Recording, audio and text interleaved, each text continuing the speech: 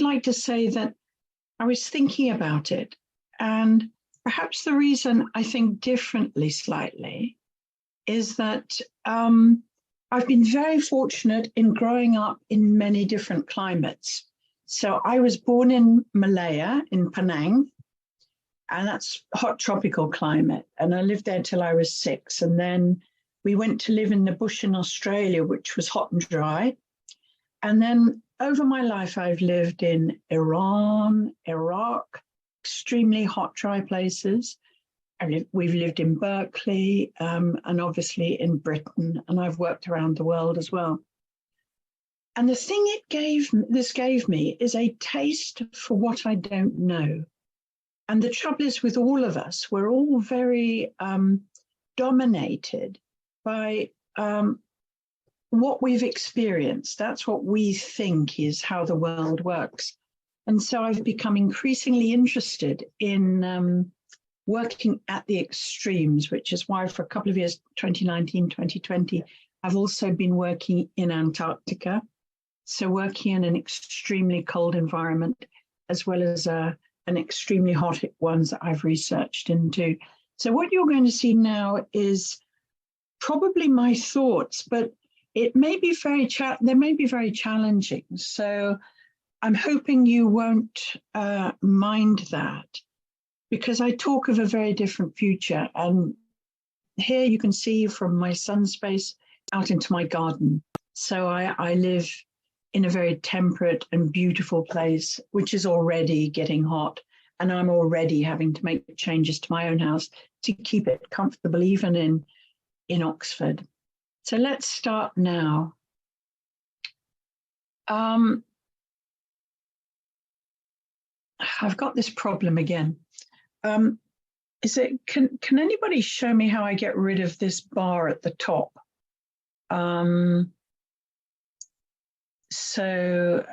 Or does it have to be there? Anyway, it doesn't matter.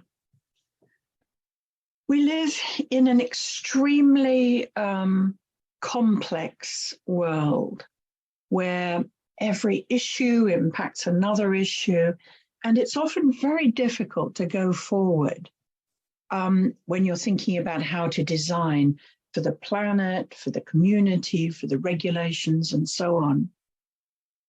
We also live in a world that's increasingly challenged, not least by extreme heat.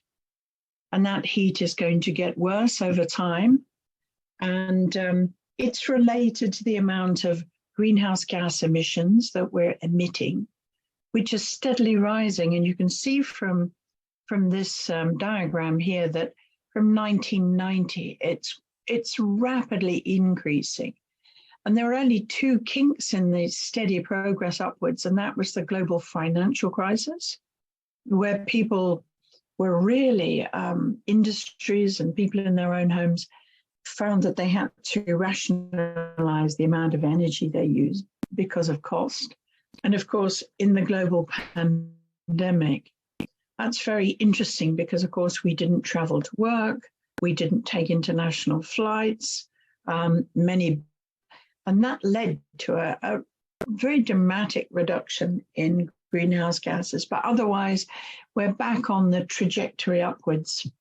And so we have to think differently about how we design buildings, because they're already impacting. And you in Texas will know, as well as anybody from your Texas ice storm, not least, the extraordinary impacts it can have on people. Year on year, more and more people are being impacted by rising temperatures. And looking back, we've known for a long time, because in 2003, around about 72,000 people died across Europe in one single heat wave event. And many of them were the poor, the usual victims of heat waves and cold snaps. But look at this graph of what's predicted to happen. That extreme heat event in 2003, by 2050, will simply be a cool summer. So somehow we have to learn to think of the future differently in the way we design our buildings.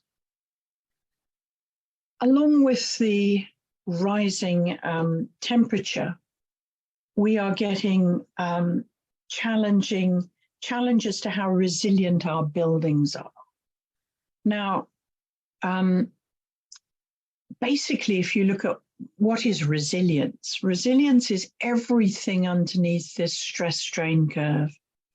If you take stress as how bad the hazards are and how exposed you are to them, and the strain is how vulnerable you are, how rich or poor or healthy or old, then you've got only certain lengths you can go in the progress of surviving more extreme events. And when that breaks, then the system is no longer resilient. So we live in an increasingly unresilient world, a world where, because of more extreme storms and extremes of temperature, there are more fires, there are more ice storms, windstorms, hurricanes, more floods, and also more of a challenge. We live in a world of disappearing middle classes. So even paying the electricity bills or the energy bills at the end of the month is becoming more and more difficult, even for us in the middle classes. And of course, extreme events, break systems that are already toxic. This is Fukushima, which the nuclear power plant that had impacts right across Japan and around the world. But even in 2003, this is New York. This is a heat wave. Many of you might be too young to remember. In 2003, 20 years ago, when the entire eastern seaboard of America had a blackout for 12, 24, some places 48 hours and more. And what you can't see is that on all the streets there, by all the shores, everybody had to come out of these buildings because you can't stay in a fixed window building when it has no heating or cooling or ventilation. So these buildings had to be abandoned as people poured onto the streets. So power outages are now, and many of you will have now experienced them, they go with extreme weather.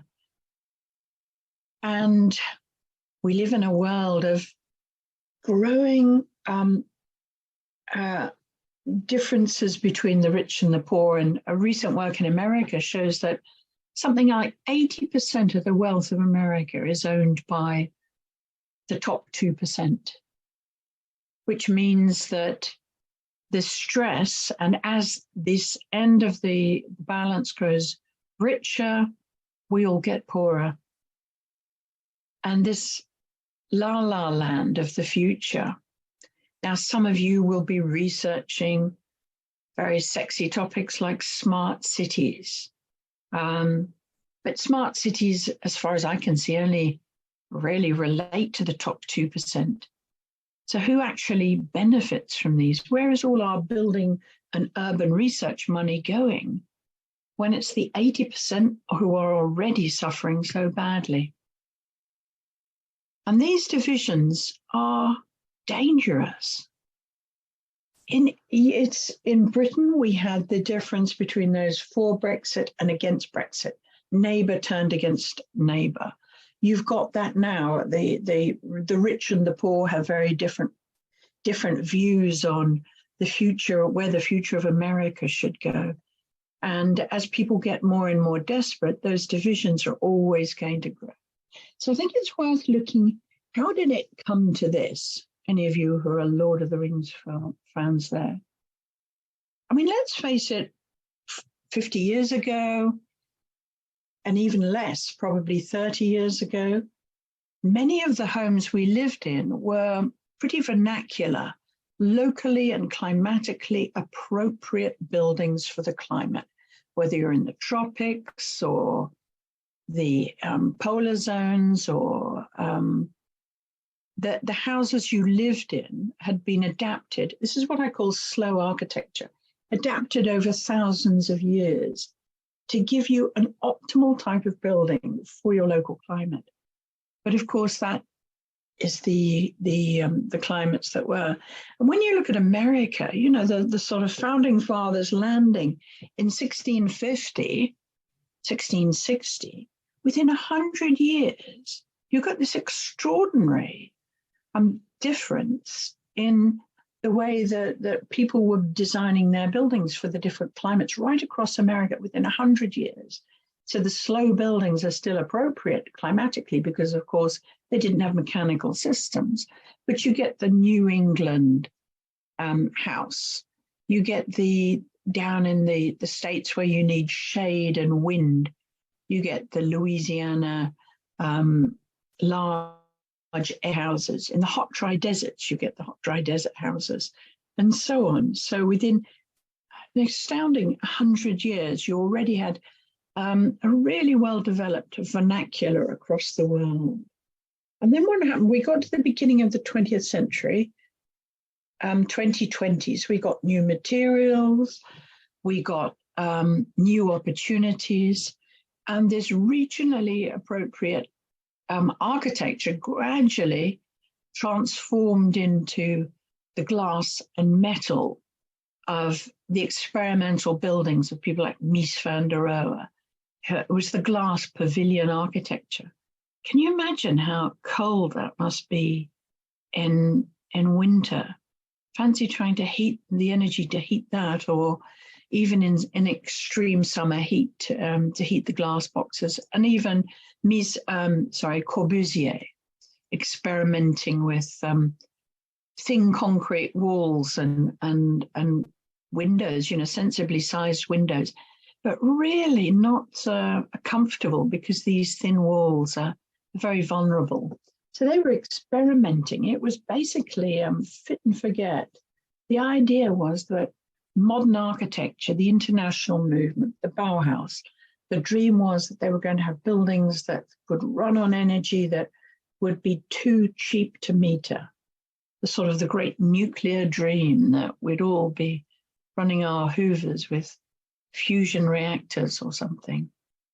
But that never came true. And in fact, the first oil shocks in the 1970s made people suddenly sit up and think, well, why are we throwing all this energy away where we could be gathering the free energy from the sun? And you got this sort of extraordinary renaissance of solar architecture.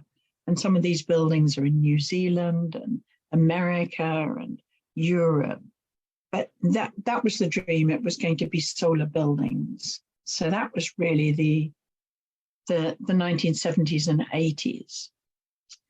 And then by 1992, suddenly the world woke up. It was the Club of Rome in the 70s who said, look, we have limited resources. We have growing populations. The planet is under threat. We simply have not got the capacity for us all to have it all. And so the Rio conference, they signed the Declaration on the Environment and Development in 1992. Well, you notice that there are only 4 women there, but 123 signatories from countries around the world, providing a blueprint for international action on the environment. So how's that turned out then? Well, a lot of money has been spent on it. And in the 1990s, let's move on to the 1990s, we became obsessed with wonderful energy efficiency was the concept we all worked with. Energy efficient buildings. It's quite simple, you know, better windows, no cold bridges, more insulation, and getting rid of drafts and things. It was energy efficiency is really sort of a North Europe and American idea too.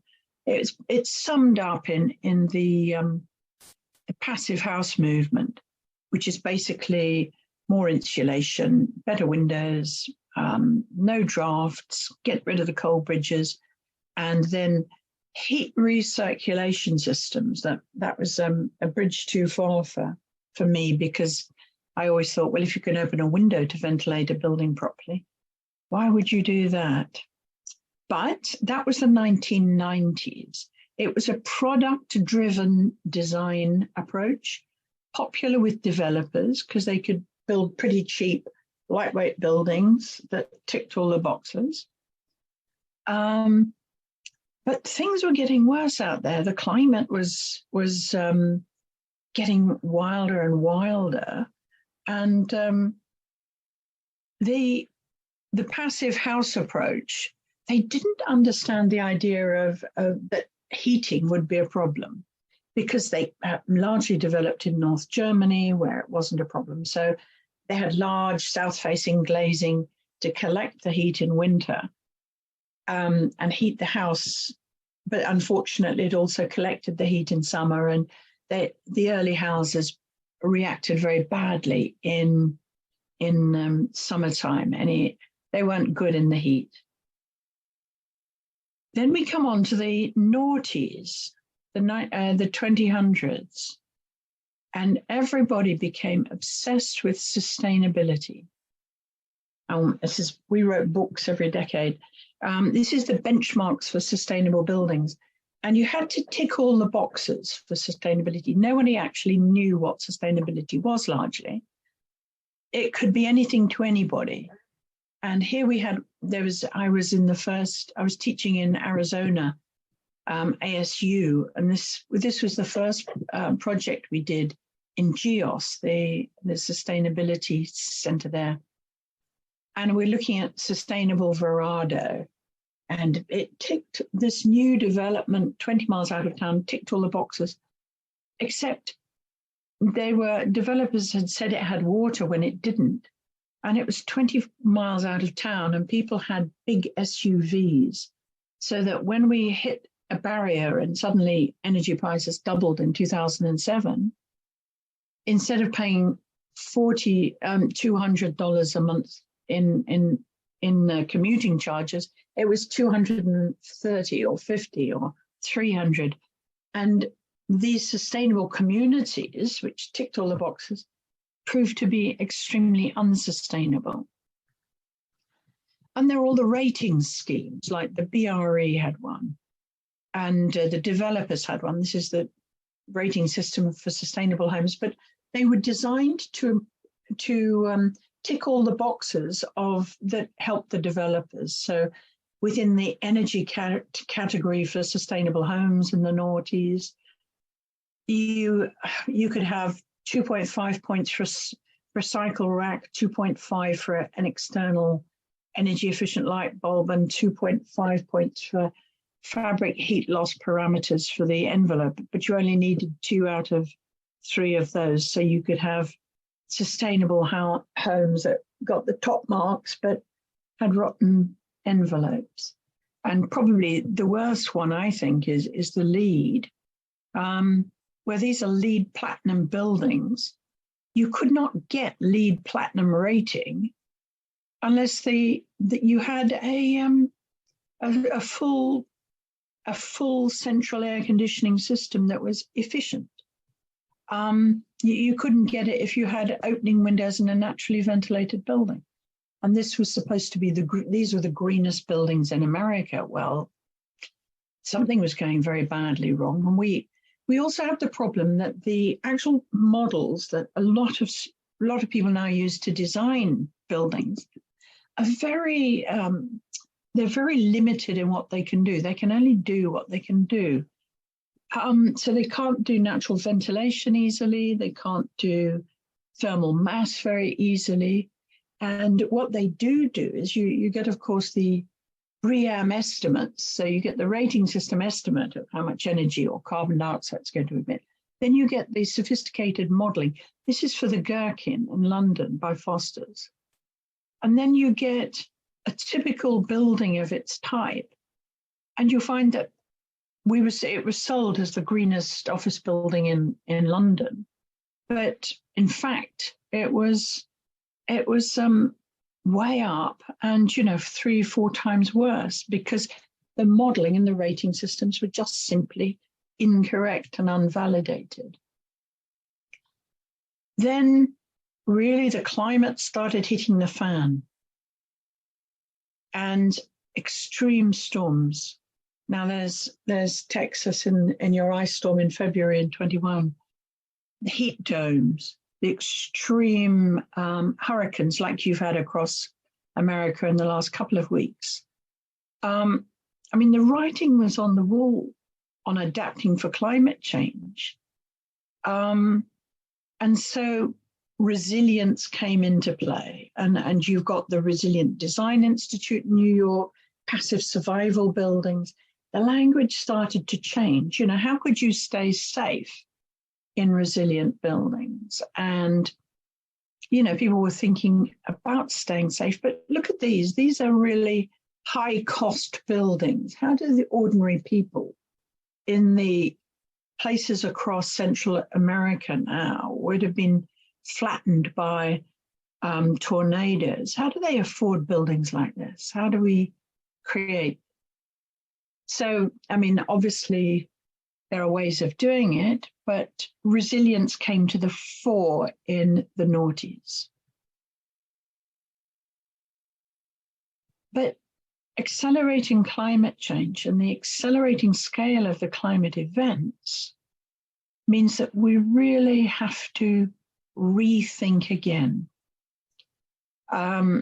Resilience is about when systems break and how you reduce the vulnerability to the fixed in, the baked in exposure and hazards. So you have to reduce the vulnerability of people trying to survive. Is it going far enough? And this is where we're moving into the realm of sufficiency. Now, this may well be the next generation because the IPCC 6th report that's out last year, and this year we've got the summary, it's just showing that, you know, all of this is going off the scale. So how do we create buildings where people can remain safe even during extremes? Because the predictions they're showing already in these reports, the IPCC reports, the International Panel on Climate Change, show, and we're now currently in this realm here, that where we are now about 1.3, 1.5 degrees hotter than the long-term average of the 20th century, they're talking about within, you know, that it gradually escalates, but by 2100 being 4 or 5 degrees centigrade hotter. Well, this is catastrophic. Well, obviously, catastrophic. But what's really disappointing is that everything we're doing, trend from implemented policies, is really not changing that at all. Whereas if we're going down to net zero pathways, we have to be radical. So how can we be radical? Well, this climate change mitigation report, if you want to follow it up, look at that. But one of the problems is that the world we live in is dominated by the people who have money, the people who can buy influence, the people who buy the regulations. I mean, in America and Britain, ASHRAE and SIBSE write the building regulations, and these are professions that are paid according to the amount of equipment they put in buildings. So it's possibly no surprise that year on year, we're asked to put more equipment in buildings. It has to be more efficient, but more equipment because it's going to get hotter. Well, that's the type of thinking that's leading us really into extreme weather and extreme climates. Because you see, it's really frightening. Carbon emissions from buildings is probably the largest source of carbon emissions that's driving climate change in the world.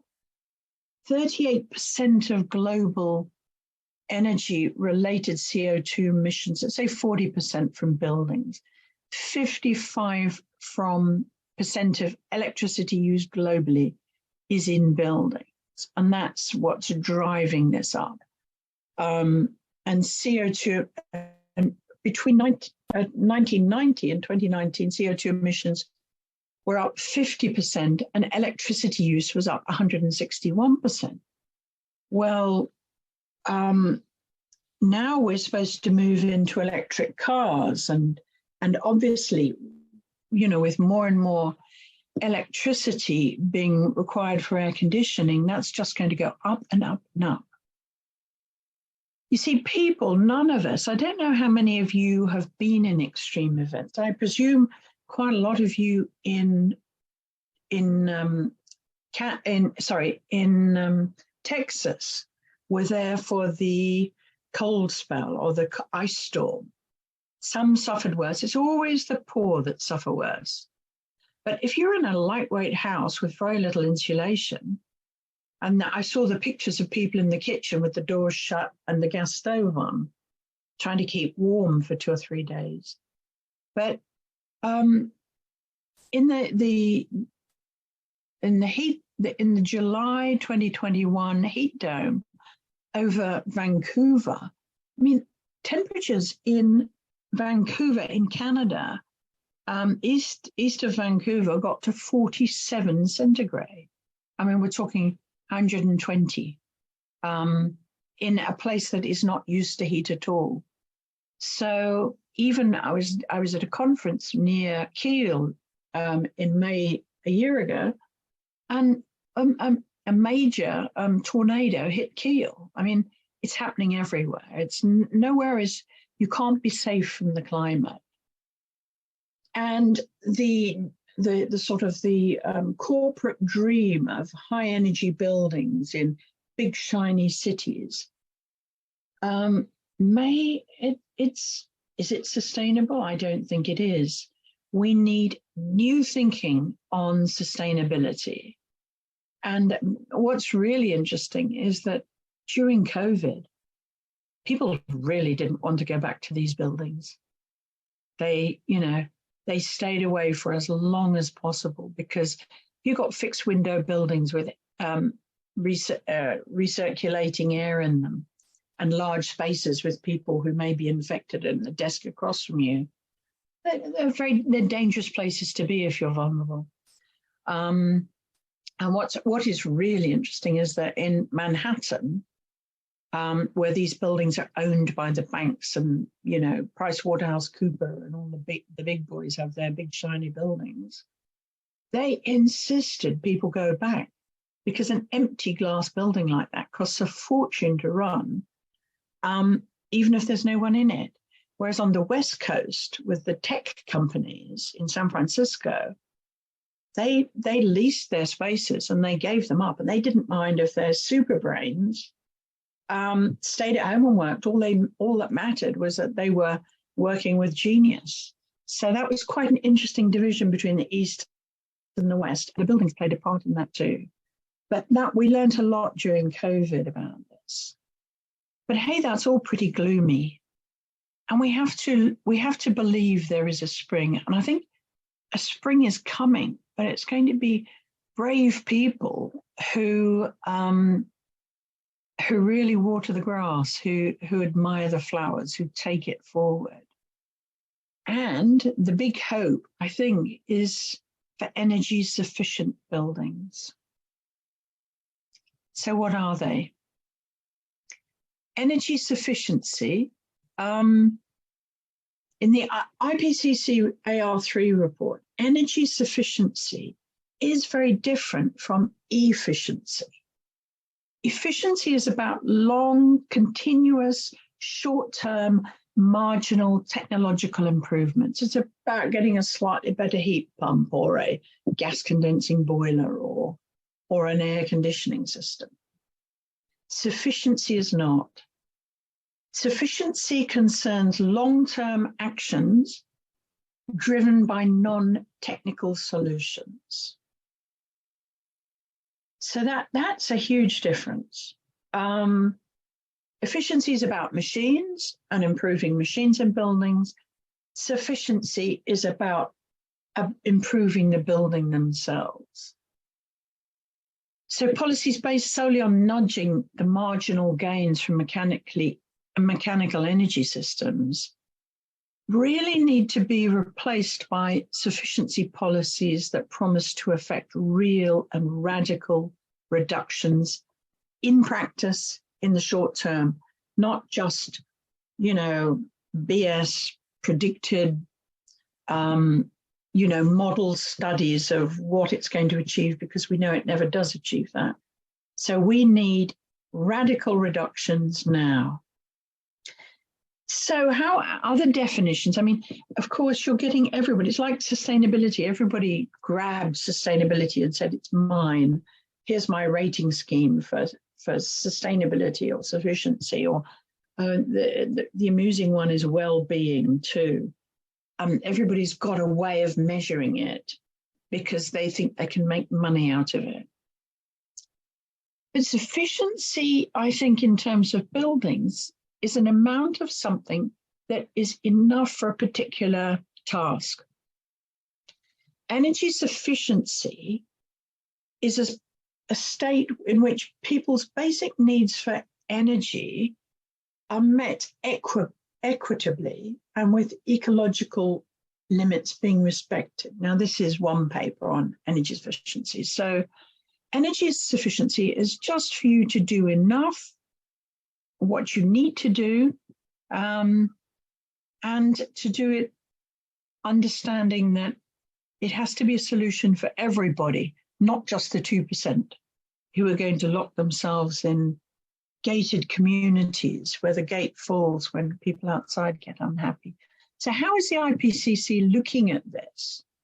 Well, as usual, they are influenced by the people who are at the table. So there's a lot of product manufacturers who are trying to desperately fit themselves into the shape of a sufficient future. And hit demand side mitigation for buildings, they're saying they are putting in some social practices like lifestyle and behavioral changes, whatever they are. And then there's the old things of compact cities. Well, is the compact city the one with all the great big glass towers in it? Because that's certainly not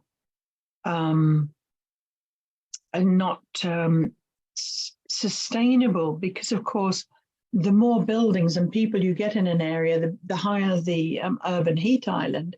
And in a heating world, the higher the combined temperatures. So really, the more air conditioning you need for a start. But then they come back with things like architectural design's obviously important, and then green roofs, cool roofs, urban green spaces. That's fine. But I mean, you try putting a green roof on an office block in Arizona, and it won't be green for very long. So, I mean, these are sort of marginal side things. Why aren't they saying natural ventilation? Why aren't they saying shading of buildings? Energy efficient building envelopes and appliances. And when they say an envelope, why don't they talk about naturally ventilated systems in buildings? And why don't they talk about, well, the shift to renewables, but that's not demand side management, that's supplying with less carbon intensive energy. They seem to mix up demand side pretty much here. But they do point out that this huge growing rapid increase in the F gases, and that's ozone depleting gases, and the electricity used in air conditioning is exponential. So that's going to continually drive up the emissions of greenhouse gases and ozone depleting gases. So speeding up climate change even further. So this is the IPCC again. They say demand side management, sectoral and system mitigation options, demand side management, highly efficient building envelopes. Well, what's an envelope? Is that a wall? Is it a window? Does it include windows, or is it glazing? Efficient heating, ventilation, and air conditioning. Well, that's not demand side management. That is supplying energy more efficiently. Again, efficient appliances. And then they love renewables. That's the easy win. And circular economy, they don't explain how that works, but changing in construction materials. There's nothing here on more thermal mass to stabilize indoor temperatures. There's nothing on, the real basic passive survival issues or developments. And here are a wide range of demand side options. They talk about avoid long haul flights, walk more, vegan diet, public transport. And then for buildings, they say, this is demand side, improve heat pumps. That's supply side. Refurbishment and renovation, that's understandable. Renewable electricity and battery vehicles. I mean, how's that reducing demand?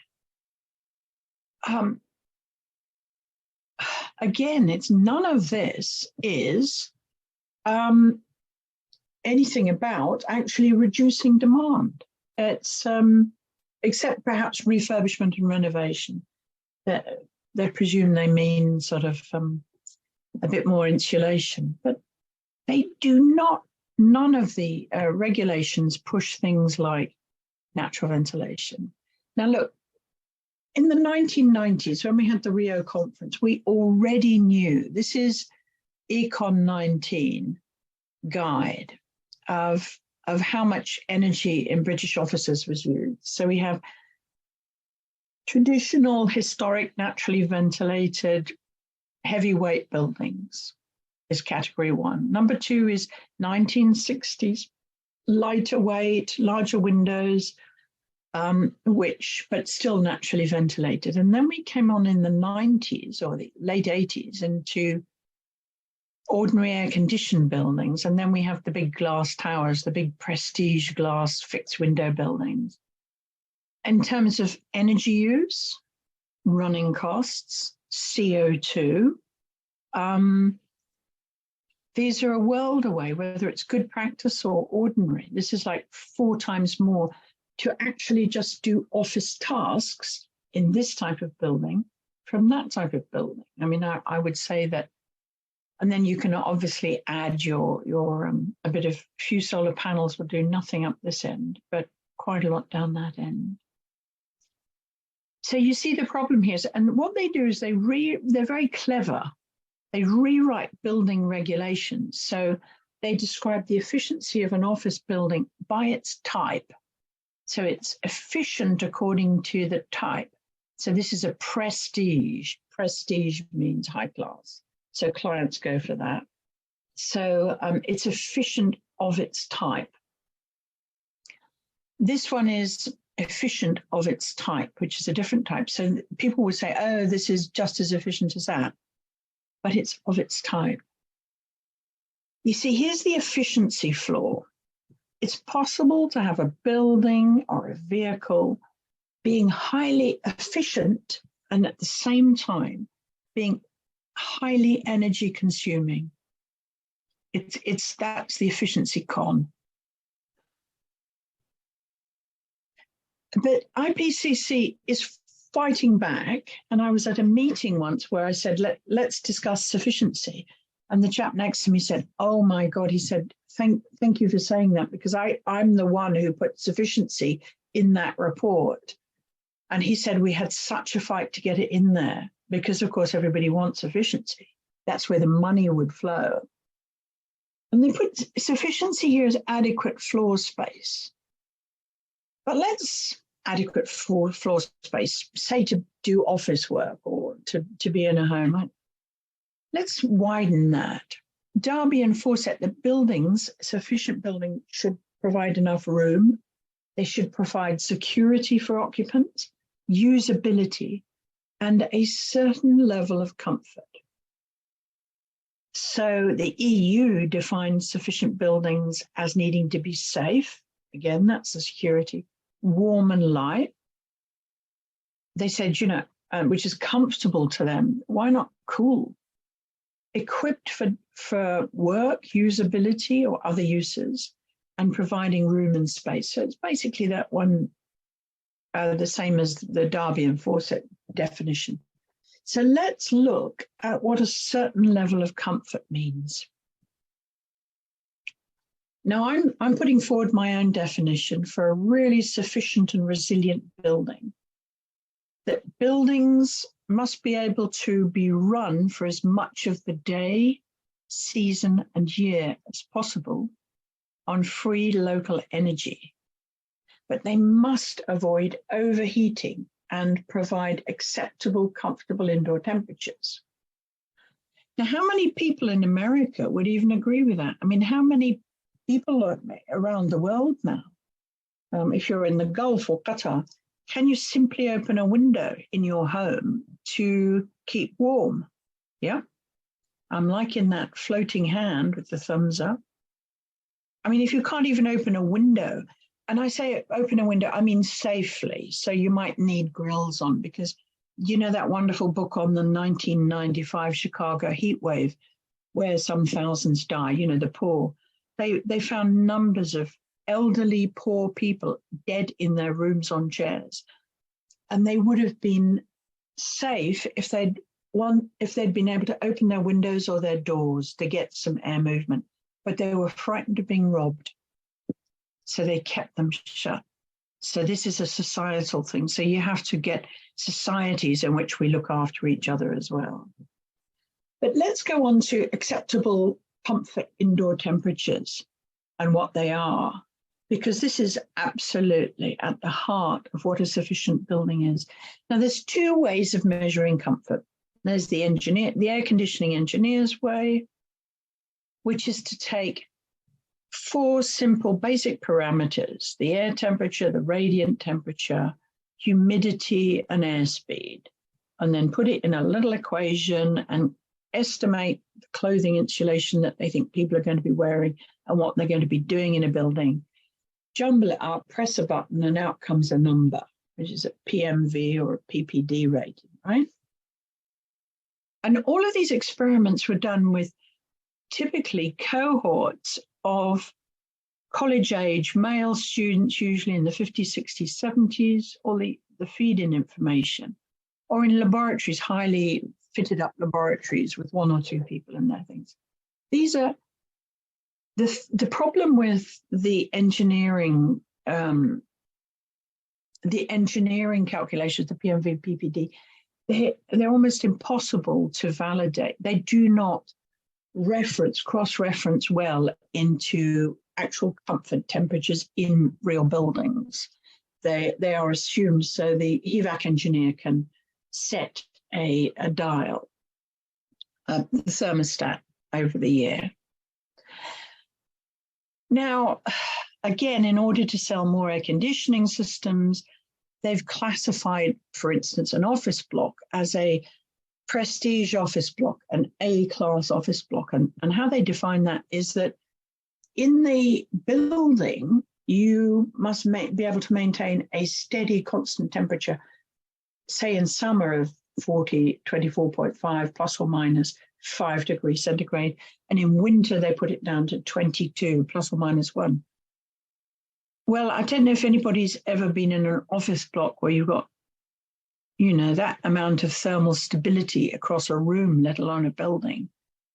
But what it does, a B category, which is, it's obviously an inferior office. If you're selling the prospect, the performance of a building to a client, it's obviously inferior. 24.5 plus or minus 1, 22 plus or minus 2. And a C grade, again, is got a 5 degrees range, which means that you possibly can open the window in particular conditions and qualify for that. Well, you know what these rating systems mean, these engineering rating systems and regulations mean? That narrow comfort temperature means you have to have more air conditioning equipment, and it needs to be more efficient. Therefore, it has to be more expensive. And it precludes the third class buildings, which are the ones that can be naturally ventilated. But it's not an either or. You know, any building can be naturally ventilated and air conditioned as well. But usually developers don't like to spend the extra money they have to by regulations put the AC in, and so they don't like to spend the extra on the opening windows. So this is the efficiency thing again. It's marvelous for selling air conditioning systems. But as we know from this wonderful work by Parkinson, Didier, Brager, et al.,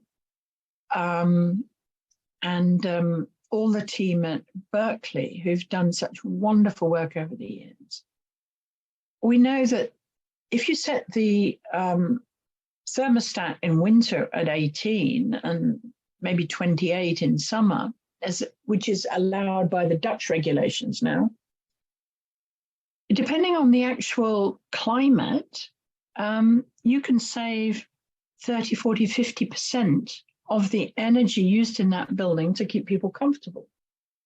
And so just simply widening the acceptable comfort limits gives you about 7 to 15% energy benefit, energy reduction for every 1 degree you change. So this is huge benefits. And then we have the other thing about, we all know that air-conditioned buildings can be painfully uncomfortable. And in the USA in 2012, they wasted around about 10 billion US dollars simply by overcooling buildings. And a recent study in Qatar showed that you could save 15% of the energy used to heat and cool these Qatari buildings simply by moving the thermostat 2 degrees. And people really, and probably if they've a lot of these buildings have the thermostats at 20. Can you imagine in this heat? That's ridiculous. If they moved it to 24, 25, they'd still be comfortable. They would dress appropriately. But you'd be saving 30, 40% of the energy used to air condition these buildings. It's a sort of madness that people suffer from until they start not being able to pay the bills.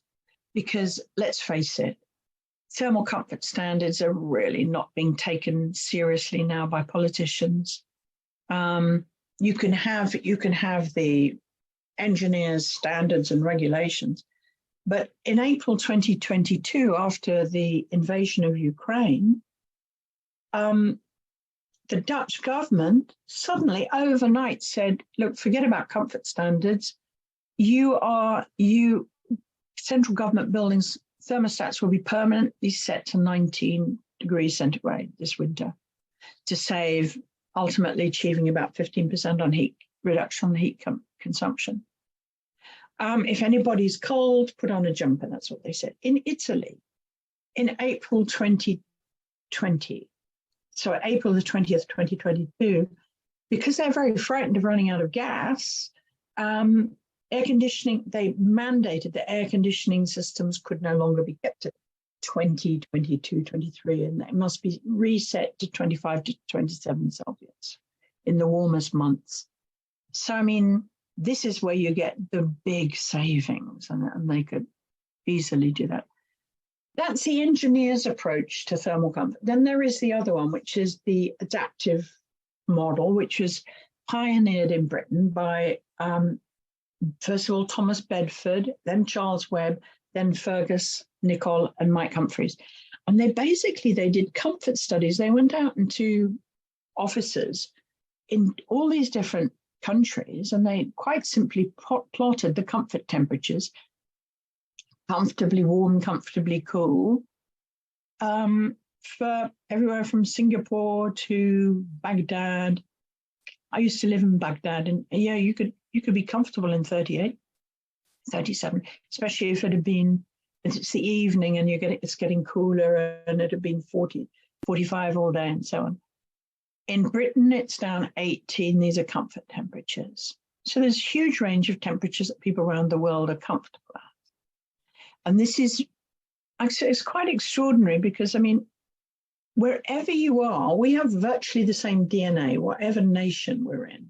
It's just that, and the main aim of thermal comfort is to keep our core body temperature at 37, which it doesn't matter if you're in Africa or China or the Yukon, it's still the same core body temperature. And what Mike Humphreys did was he was playing around with the statistics of this, and he just plotted that the people in hotter countries are comfortable at higher temperatures, and that proved to be extremely robust, and that's on which the adaptive principle was developed. And it's quite simply, people adapt to those temperatures they normally occupy, and if they are uncomfortable, they will act to restore that comfort. And how do you do a comfort survey? You just go into a room, you note the clothing, you ask how comfortable people are this is the Bedford scale. Are you hot, warm, slightly warm, neutral, slightly cool, cool, cold? And you fill in all that data, you measure the environment, what temperature is it, what's airspeed, are the blinds down, and so on. You've got a huge amount of data, and that provides you with the data to understand for a particular country or city what temperatures people are actually comfortable in real buildings.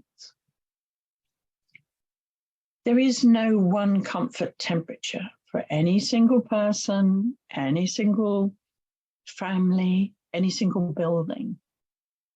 And many of you will probably have partners or parents or children who have diametrically different views about how comfortable it is. It might be that the lady in the office says it's too cold or hot, and I always say, well, first of all, look at who's paying the bills in a home. And they're usually the ones that are comfortable at wider temperatures, but that's that. So we've worked all over the world, and here's work we did in Pakistan. And I'm liking that face with the tears on it, that's charming.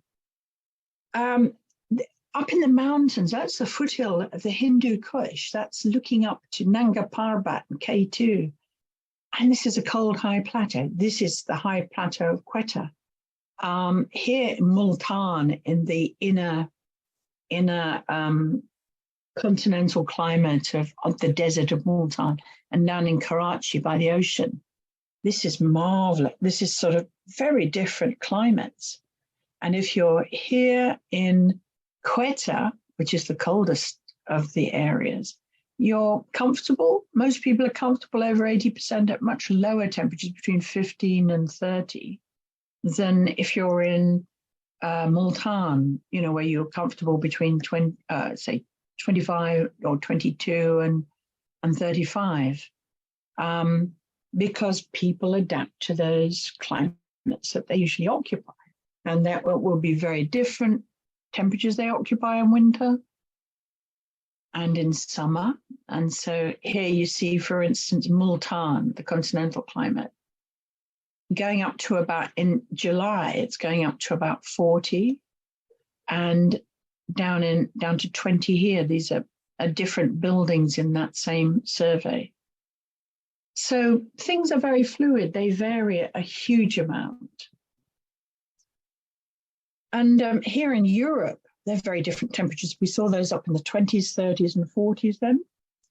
And this was a survey, the SCAT survey, of 4,700 surveys, France, Portugal, Sweden, and the UK. And you can take all these data points of indoor globe temperature against outdoor temperature, and you can create these clouds that Fergus likes, because they tell you so much about what's going on.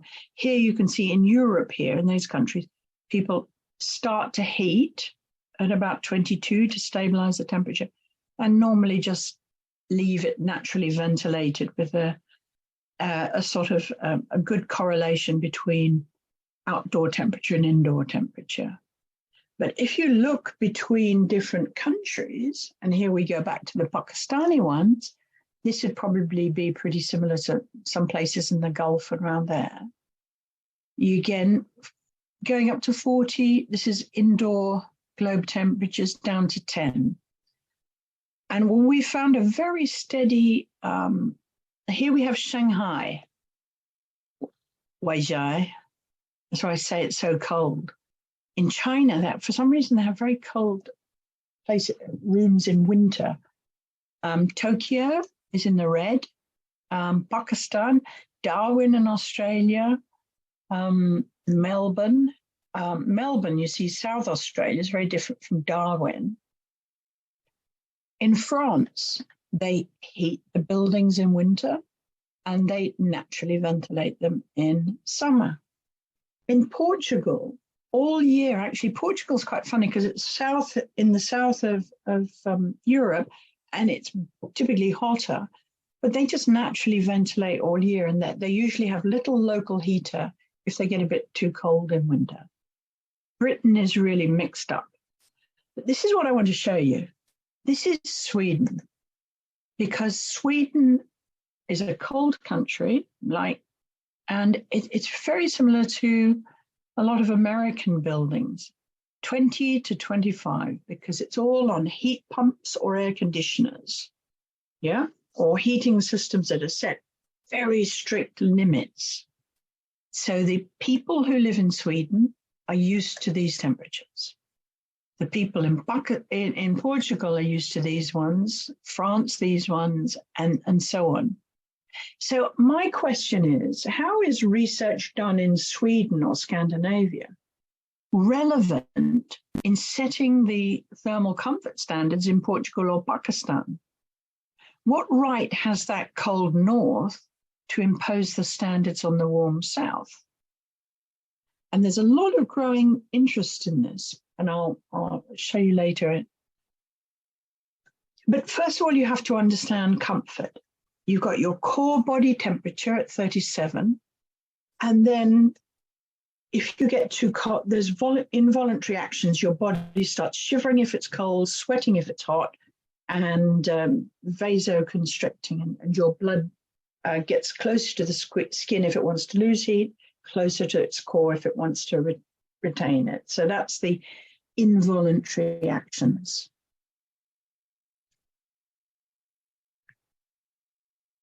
And then we come to the voluntary actions, which will depend on the environment around us. And we lose sweat, we lose heat by sweating, respiration, we can gain or lose heat. We radiate to surfaces around us, and we gain from the sun, radiation from the sun. And then we are in a complex convective world of air moving around us, and then we conduct heat to the floors or our chairs or our beds. So if we look at what's really interesting is that human beings have a thermoneutral zone. The body's very efficient at making itself comfortable. Now, imagine yourself lying by the swimming pool in your swimming costumes, under the shade, in a nice warm summer's day, and your body is at absolute rest, and it's not shivering to stay warmer, and it's not sweating to lose heat. That's your thermoneutral zone. That is the temperature zone for a naked resting person, where the body doesn't have to work to maintain the core temperature of 37. So what do you think that is? It's actually around 28 to 33. That's lower mean skin temperature and upper mean skin temperature. So, it's quite high because your core temperature is 37. So people setting a thermostat to 20 is making the body do an awful lot of work, shivering, vasoconstricting. Your metabolism has to speed up just to keep you warm enough. You put on more clothes, of course. You can't take them off when it's hotter, so you increase the airspeed around the body. So that with fans and open windows and so on. But that's important to remember. And right in the middle of that, if you took a thermometer and you put it between your body and the bedclothes every night or at night, you'll find that the temperature in there is 29 or 30. So that's your resting body, is your sleeping temperature at about 29.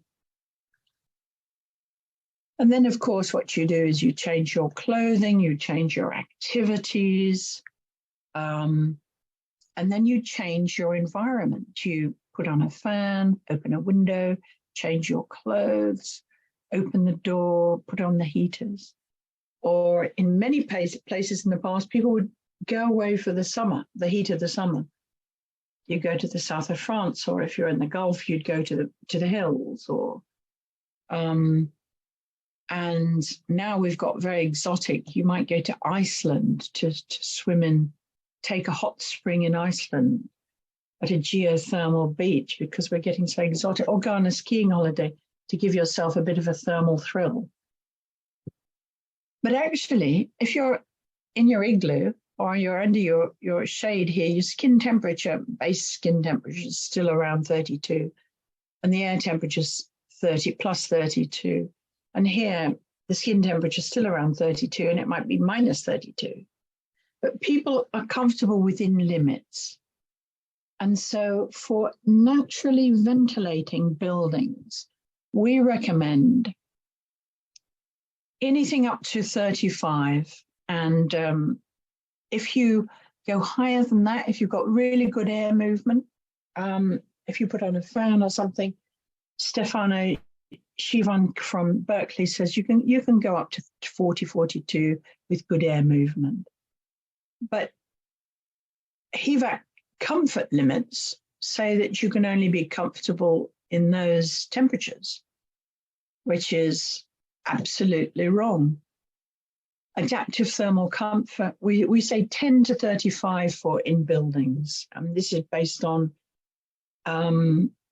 comfort surveys around the world.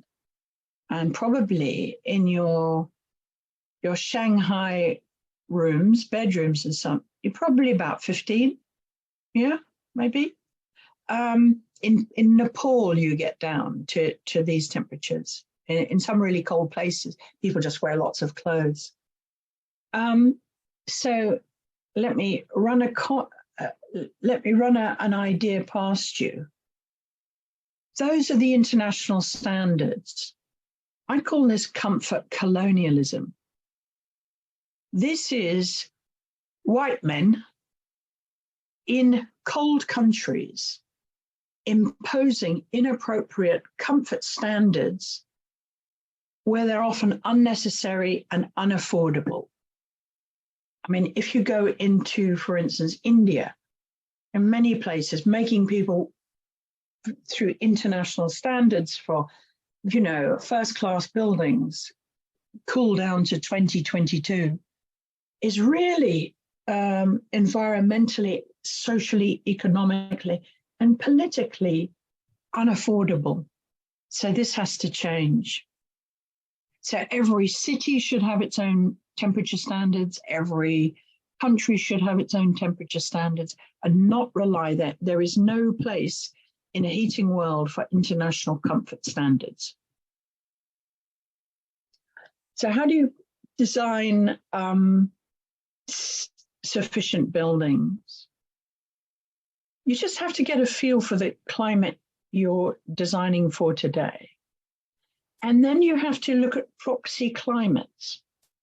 It's going to get hotter where you are. So look around the world for places that roughly are predicted, have climates today that are predicted to be like the ones in the future in your area.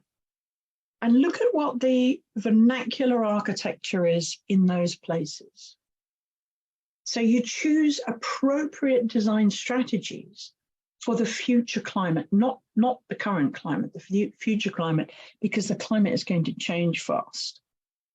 So use proxy climates and look at the vernacular, because I mean, you can almost forget the 20th century buildings because they just were more and more energy intensive.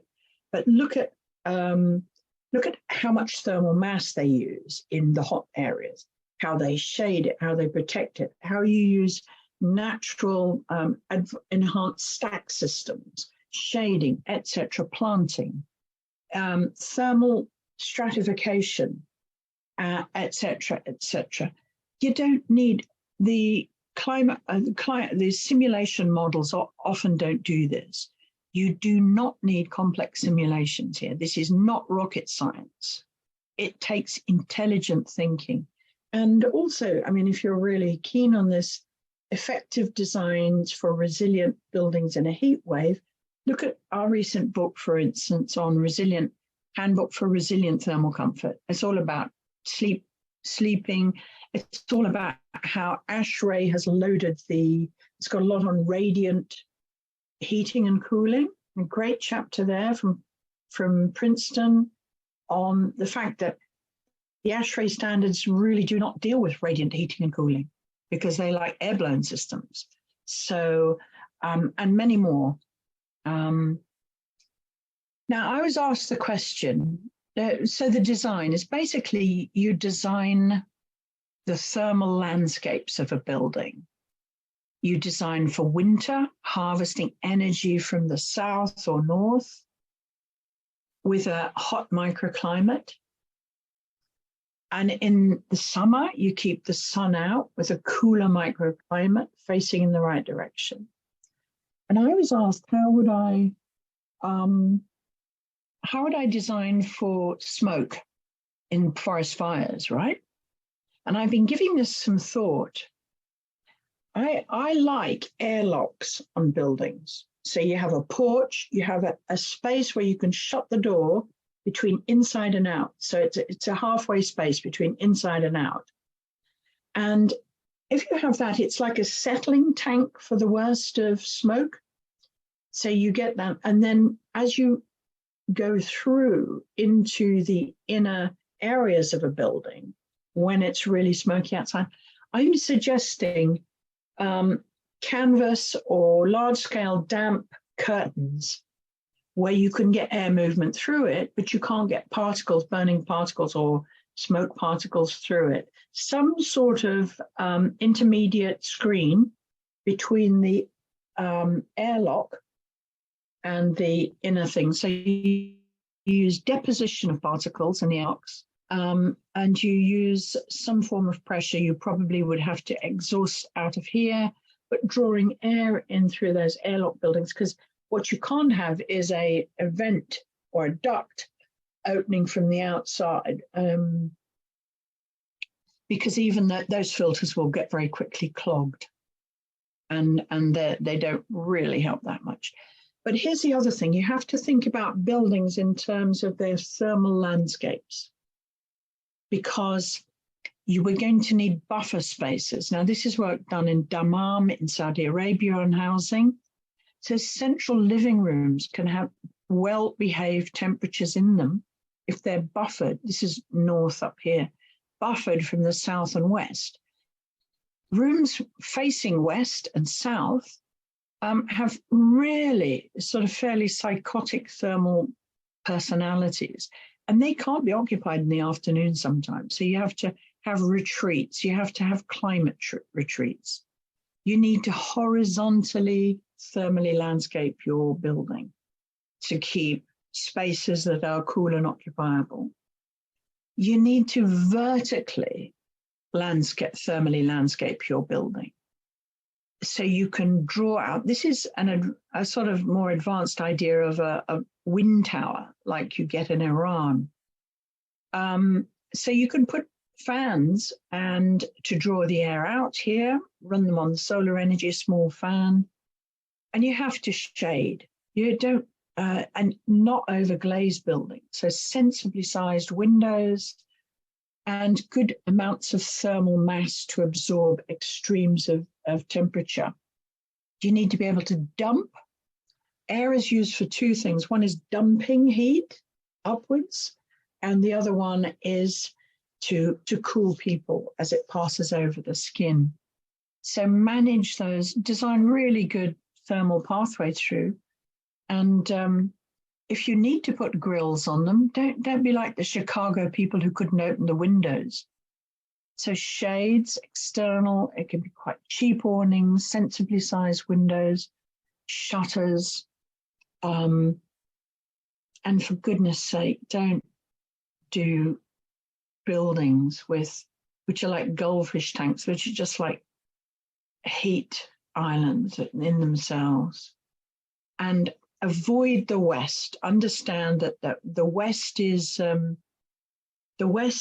the dangerous one, because you've got the low afternoon sun at the hottest time of day.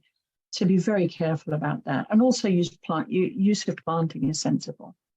So is this all downbeat? No, this is really next generation. This is sexy design, architects. Look at this, new hospitals run on natural ventilation with opening windows.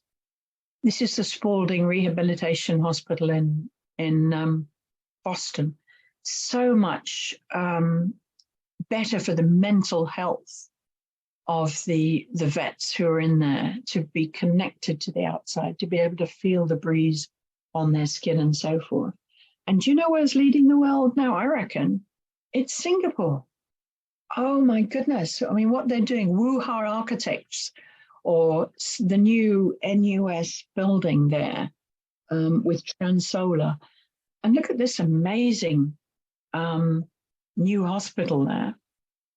This is the Ng Teng Fong General Hospital, where 82% of the wards are all naturally ventilated, and gorgeous architecture, balconies, etc., etc. And minimal cooling used here, and maximizing the natural ventilation opportunities here. So what are we going to do? We're going to have to, planners have to be involved. Why in the world are we designing big, deep plan buildings that we can't naturally ventilate? This is the hospital floor plans.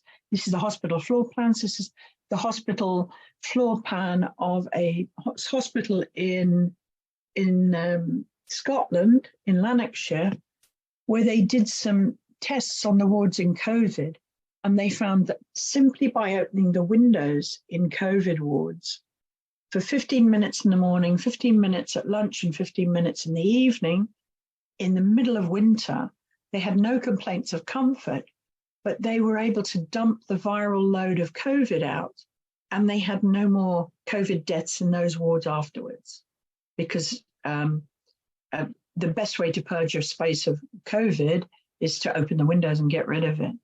So lots of pluses in this thinking. And you may know Bjorn Olesen, ex-president of ASHRAE, and he told me this himself. He told this to me with Ole Seppänen as well. The future of buildings is this: they will run for as much of the day and year with natural ventilation, and only when absolutely necessary will they be heated or cooled. And he's leading the IEA task force on low carbon cooling. I mean, that's amazing, isn't it? In a rapidly heating world, and I've been putting a lot of thought into this, what are the indicators of sufficiency and resilience, right? How much of the year can the building provide acceptable comfort indoors using only local energy? Natural ventilation, natural solar, thermal mass, load shifting, load shading. But here's a key one, is that if you take out all the AC, if you have a power outage, what is the amplitude of the temperature fluctuation in the building or the space in natural ventilation mode? If you've got a psychotic building, people will die in that. If you've got a really well-behaved building, or at least well-behaved spaces in that building, yeah, people will not die, right? So Number 3 is, what is the rate of heat loss or gain in the building over the days during an extreme weather event, i.e., how long will it keep occupants thermally safe indoors? Now, this is that third one I got from somebody who's got a passive house in Texas. And during the ice storm of January 2022, 2021, that was his measure. And that's what he was so proud of. It was a very slow rate of deterioration of the heat in that building. So it kept them safer for longer thermally. This is my own house, which come Armageddon, everybody will be safe in it. And I'm just putting this new shade externally over my sun space in preparation because we've got an El Nino summer coming up. El Nino is going to be super hot. So you thought last year was hot. It was nothing. So listen, this is the future of buildings. The 20th century ideal in the standards was they were mechanically cooled, ventilated, and heated. You know, that's what HVAC engineers are trained to do. The 21st century ideal is mixed mode buildings. For as much of the year as possible, you naturally ventilate them. And then you go into changing the passive adaptive options, shades, shutters, awnings, opening windows. You start to manage the building like sailing a sailing ship. And then you go into personal comfort systems. That might be little local heaters or fans, or, you know, so you provide as a low energy an option as possible. And only, like Biana says, when necessary, do you mechanically cool or mechanically heat the building. Look at what you can do with that, 80% less. So don't just believe me. What I would do is I would start to respect the vernacular. And my own PhD, as Miriam knows, was on the wind catchers of Yazd. They are such sophisticated, natural, passive cooling systems. I can't go into the details of it, but I've put the contact for a YouTube video that I did on how they work. And they are extraordinary, absolutely extraordinary. And you will look at a lot of natural systems and even late 19th century systems. My son was just in Budapest in the buildings. These towers can draw with underground channels coolth from the mountains to feed coolth into the basement living rooms of these buildings by drawing it up, the heat up and expelling it through here. He found that in the Budapest Parliament, they use a system of tunnels underneath to draw cool river air in to cool the Parliament. There's amazing traditional buildings. So it might be, if you're teaching architecture, maybe get your students to study some of these older systems so they understand sophisticated passive systems. But don't just believe me, believe all the clever bods around. This is Stefano, and we were virtually in Pisa last week, and he was giving a brilliant talk on fans. Just look at any of his work. I'll put a link to Stefano's site, his papers, his work. And he has shown that, you know, you can completely relieve make comfortable spaces in offices, in restaurants, in factories, using simply fans, because you can gain 2 or 3 degrees centigrade extra cooling simply by moving air over the skin. So he says, you know, right up to the 35 or something. So we have to design higher buildings, shallower floor plates, and rethink the planting around building, rethink the connection between inside and outside the building, because the building models consider a building as a box with no connections. Buildings are simply parts of ecosystems. So you have to reconnect. So go and see Stefano and the brilliant Berkeley work. And if you want his ceiling fan guide, there's several of them. They've got marvelous tools for that to extend your comfort zone. But working in Antarctica, I was designing a remote shelter to keep people, climate scientists, thermally safe during the extremes, 150-mile-an-hour winds in remote. And what I realized was it's the way we design that's wrong. It's not helping what we design. So you have to study in depth the site and its environment. Where is the warmth? Where is the coolth in the site, in that ecosystem? How much heat or coolth is there in the earth? Where can you gain? So you have to reconnect the building with the site. Study and source appropriate vernacular archetypes for inspiration. Simulate improvements to the traditional strategies and structures for a proposed site. See if you can up the game a lot. Explore innovative materials and structural solutions with advice from product experts. Yeah, go out and ask them. Many architects now simply don't know how walls work. They say, well, I want a grey wall with a U value of 0.4. What have you got in your, in the computer model design? And simply don't know the different functions of different parts of the wall as raincoats, as overcoats, as thermal mass. So go and talk to product experts. Field test structures and materials with appropriate local test facilities. Field tests. You see if they work. I think probably simulate improvements to. This is probably where modeling comes in. Find out if A works better than B in your theories, but do it quite crudely to begin with, because if you spend all your time modeling the building, you've baked in the flaws before you've had time to play with them. Field test structures with an appropriate local test facility. Finalize structural and envelope design and mass and so on, and then start, go to site plans and so on. This was for my remote yurt. And continually measure conditions on site and refine structures in local conditions. So just work on it. Go back and find out how your last building worked. See if you can get it better next time. And that's right, inform, learn. The circular economy of design invention must be learning from what you've done before.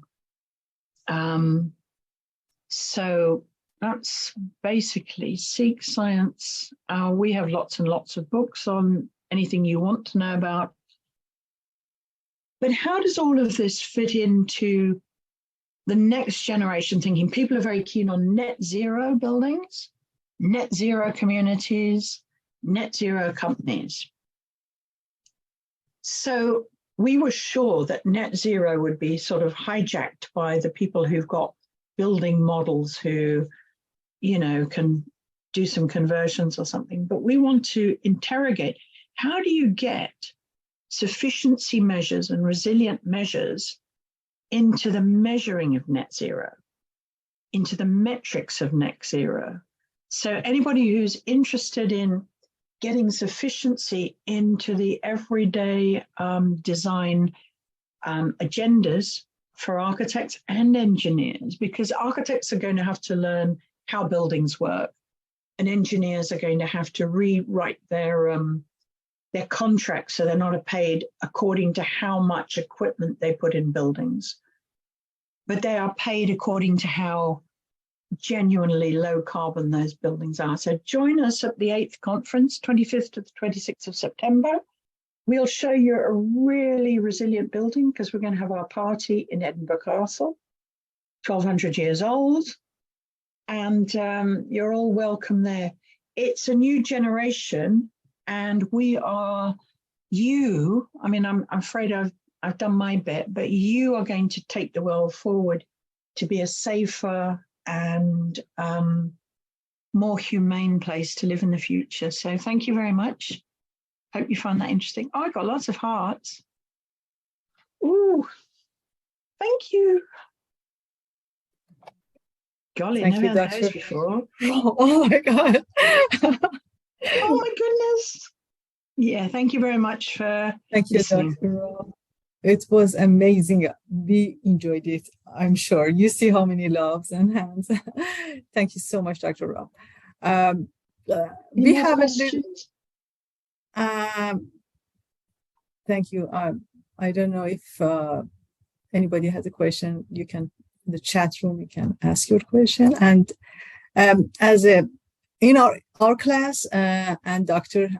Jai, we prepared something for you, and Richard, one of my students, he edited. So if it's okay, we can play this for you. Okay. Yes. Could you please, Dr. Roaf, stop sharing? So, Rico, are you ready? Yes, I'm ready. I'm about to share. So, Rico, would you like to just a little bit introduce what is this? Yeah, so it's kind of a video that's kind of visualizing and summarizing kind of like your ideas and like your summary that you sent over to us. A lot of it was inspired by Dr. Singri. She wanted to make it globally and very inclusive. So we have some students that are able to translate some of your ideas, and we created a video for you. Wow, thank you.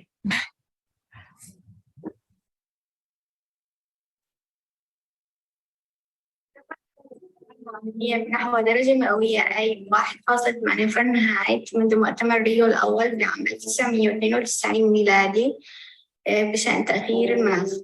जलवायु में बदलाव लाना और चरम मौसम की घटनाओं के गंभीरता और संख्या में वृद्धि करना। इंसानियत में ग्रीन हाउस गैसों के अखराज को कम करने के लिए तवानाई की कारकर्दगी के प्रोग्रामों के साथ मुकाबला किया। Primo momento di interesse. Il design sostenibile si collega azioni a preoccupazioni ambientali, sociali ed economiche più ampie. تا سال 2010 تمرکز بر مسائل پایداری قرار داشت به چگونگی تطابق با گرم شدن کلی زمین، افزایش تعدد و شدت طوفان‌ها و تغییر الگوهای فصلی. مسائل اقلیمی ایران به خاطر با آب و هوا عوض داشت موقع تازه فیچ جلب چه جسیمه ساختمان‌های زیررسمی چه از انرژی مصرف هستی. Una vez que los edificios puedan operar lo más posible durante la mayor parte del año con energía natural local y mantengan a salvo a sus habitantes, incluso cuando la red falle durante eventos climáticos extremos. 本次演讲解释了实现这种新思维的途径，并展示了我们在工作时必须从极端气候下的传统建筑中学习经验。To not only protect the planet from climate change, but also survive with our lifestyles intact in our heating world. Really mamnoon, Yani. Muchas gracias. خیلی قربان دست شما خیلی ممنون شکرا جزیلا everything. Thank you so much. Thank you Dr. all of Roaf. you.